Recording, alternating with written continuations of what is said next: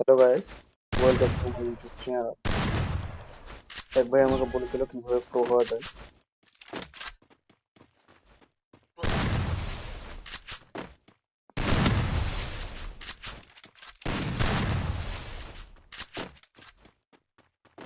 তো গাইস, আমি আপনাদের কাছে শেখাবো কিভাবে pro হওয়া যায়।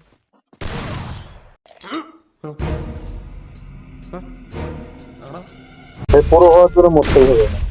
প্রো হওয়ার জন্য আপনাকে মরতেই হবে, এটা বাধ্যতা, মরতেই হবে। अच्छा ठीक है। গাইস, এবার আমরা ট্রাই করবো।